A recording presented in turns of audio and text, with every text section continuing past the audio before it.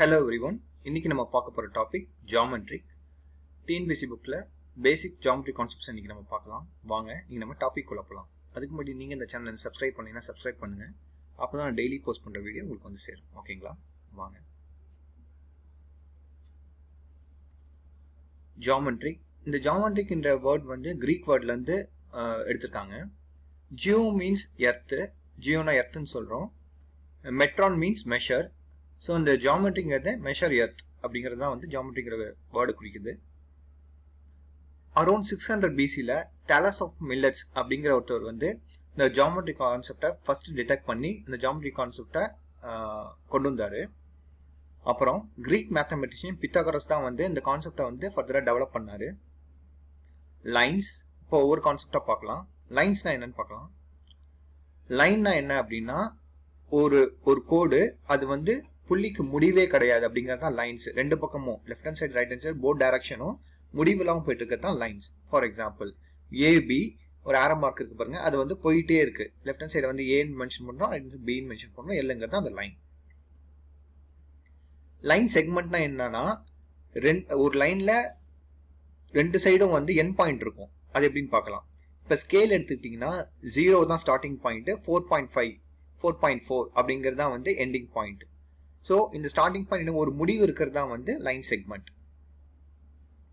Parallel lines ஆப்போசிட்டா உள்ளது, அந்த லைன்ஸ் ரெண்டுமே எதுவுமே மீட் பண்ணாதது தான் வந்து பேரலல் லைன்ஸ். இன்டர்செக்டிங் லைன்ஸ், அதாவது ஒரு லைன் மேல இன்னொரு லைன் வந்து இன்டர்செக்ட் ஆகுறதா இன்டர்செக்டிங் லைன்ஸ். ஃபார் எக்ஸாம்பிள் ஏபிங்கிற ஒரு லைன் சிடிங்கிற லைன் இன்டர்செக்ட் ஆகிறது பாயிண்ட் தான் வந்து ஓன்னு நம்ம சொல்றோம். ரேஸ்ங்கிறது என்னன்னா ஒரு பாயிண்ட் வந்து எண்டா இருக்கும், அடுத்த பாயிண்ட் வந்து ஃபர்தரா வந்து மூவ் ஆகிட்டே இருக்கும். இதான் வந்து ரேஸ்ன்னு சொல்றோம். ஏ தான் வந்து ஸ்டார்டிங் பாயிண்ட், இது வந்து ஒரு டெஃபினட் பாயிண்ட். இதுக்கு வந்து முடிவு என்னன்னு எண்ட் பாயிண்ட் முடிவு தருது. பிங்கிறது வந்து போயிட்டே இருக்கு.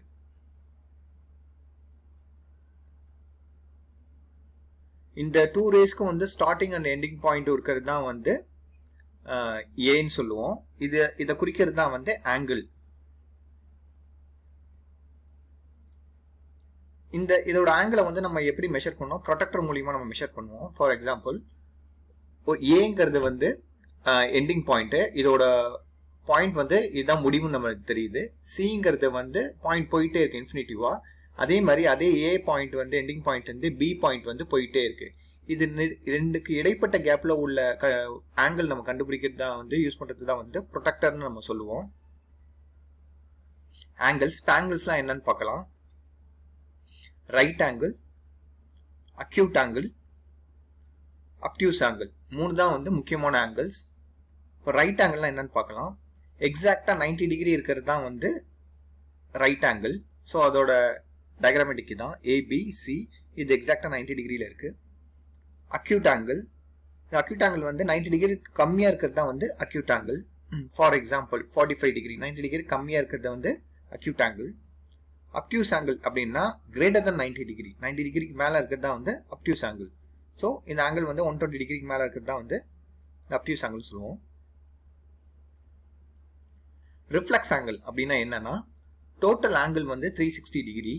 அந்த 360 டிகிரியில ஒரு சர்டைன் ஆங்கிளை கொடுத்து ரிஃப்ளெக்ஸ் ஆங்கிள் எவ்வளோன்னு கண்டுபிடிக்க சொல்லுவாங்க. அதாவது அந்த ஆங்கிள் வந்து 180 டிகிரிக்கு மேல இருக்கணும். ஃபார் எக்ஸாம்பிள் ஆங்கிள் ஆஃப் 60 டிகிரியோட ரிஃப்ளெக்ஸ் ஆங்கிள் எவ்வளோன்னு கேட்குறாங்க.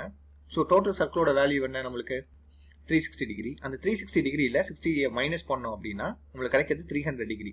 இந்த 300 டிகிரி தான் வந்து நம்மளுக்கு ரிஃப்ளெக்ஸ் ஆங்கிள்னு சொல்லுவோம். ஃபார் எக்ஸாம்பிள் இதுதான் டோட்டல் ஆங்கிள்னாவே வந்து நம்மளுக்கு 360 டிகிரி தான். ஓகேவா?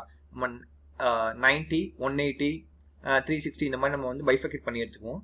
இந்த 360 டிகிரியில் வந்து இந்த 60 டிகிரி பார்ட் மட்டும் எடுத்துட்டு மீதி உள்ளது தான் வந்து நம்மளுக்கு வந்து ரிஃப்ளெக்ஸ் ஆங்கிள்னு சொல்லுவோம். ஆங்கிள் 0 டிகிரியை வந்து 0 ஆங்கிள்னு சொல்லுவோம்.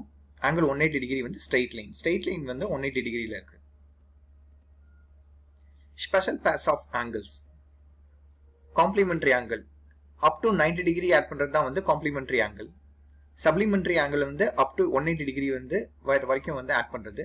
இதை வந்து இந்த ஆங்கிளோட வேல்யூ ரொம்ப இம்பார்ட்டன்ட். இது 1 மார்க் கொஸ்டின்ல கேட்கறது வாய்ப்பு இருக்கு. இது எப்படி நீங்க ஞாபகம் வச்சுக்கலாம்னு பாத்தீங்கன்னா ஆல்பபெட்டிக்ல வந்து சி வந்து ஃபர்ஸ்ட் வந்துடும், எஸ் வந்து லாஸ்ட் வரும். ஸோ சியோட வேல்யூ வந்து ஃபர்ஸ்ட் வரதுனால 19 வச்சுங்க. சப்ளிமெண்டரி வந்து லாஸ்ட்ல வரதுனால 180 அதிகமாக வரதுனால காம்ப்ளிமெண்ட்ரி.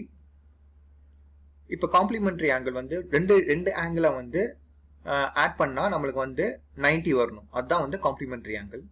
இப்போ வந்து 20, 70 ரெண்டுத்தையும் ஆட் பண்ணா காம்ப்ளிமெண்ட்ரி ஆங்கிள் சொல்லுவோம். ஏன்னா இதோட ஆங்கிள் வந்து நமக்கு 90 கிடைக்குது. 70 + 20 90. இதே சப்ளிமெண்ட்ரி ஆங்கிள்னா வந்து 180 நம்மளுக்கு கிடைக்கணும். For example 33 degree and 147 degree. இது வந்து காம்ப்ளிமெண்ட்ரி ஆங்கிள்னு சொல்றோம். இது ரெண்டுத்தையும் ஆட் பண்ணுங்களேன். இப்போ 147 + 33 வந்து நம்மளுக்கு 180 கிடைச்சிருது. ஸோ அதனால வந்து இது சப்ளிமெண்ட்ரி ஆங்கிள். இதை ஆட் பண்ணா ரெண்டுமே கிடைக்காது. அது 90யும் கிடைக்காம 180யும் கிடைக்காம இருக்கிறது தான் வந்து நம்மளுக்கு வந்து எதுவுமே சொல்ல மாட்டோம். நெய்தர் காம்ப்ளிமெண்ட்ரி நார் supplementary. For example 35 degree and 75 degree ரெண்டுத்தையும் ஆட் பண்ணீங்கன்னா 110 டிகிரி வரும். ஸோ இது வந்து காம்ப்ளிமெண்ட்ரியும் கிடையாது, சப்ளிமெண்ட்ரியும் கிடையாது.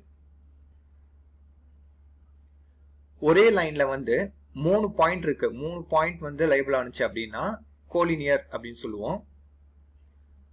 2 லைன் பாயிண்ட் வந்து மீட் ஆனிச்சுன்னா 90 டிகிரில வந்து இன்டர்செக்ட் ஆனதா அது வந்து பெர்பெண்டிகுலர் லைன் சொல்லுவோம். அது எப்படி இருக்குன்னு பாத்தீங்கன்னா இப்படிதான் இருக்கும். ஒரு லைன் வந்து பேரலாவும் இன்னொன்று வந்து வெர்டிகலாவும் ஹரிசாண்டலாவும் இருக்கும். அது மீட் பண்றது வந்து நம்மளுக்கு வந்து பெர்பெண்டிகுலர்னு சொல்லுவோம். 3 லைன் வந்து பாஸ் ஆன சேம் பாயிண்ட்ல பாஸ் ஆனதா அது பாயிண்ட் ஆஃப் கன்கரன்சி. இப்ப 3 லைனும் மீட் பண்ற இடத்த வந்து நம்ம கன்கரன்சின்னு சொல்லுவோம். ஸோ இதுதான் ஜியாமெட்ரிக்கோட பேசிக் கான்செப்ட்ஸ். இந்த பேசிக் கான்செப்ட் தெரிஞ்சாதான் வந்து நம்ம ஒன் வேர்ட் வந்து அட்டன் பண்ண முடியும். டிஎன்பிஎஸ்சி எக்ஸாம்ல ரொம்ப முக்கியம். ஃபுல்லா பாத்துங்க. தேங்க்ஸ் ஃபார் வாட்சிங். Please subscribe, like, comment and share. Thank you.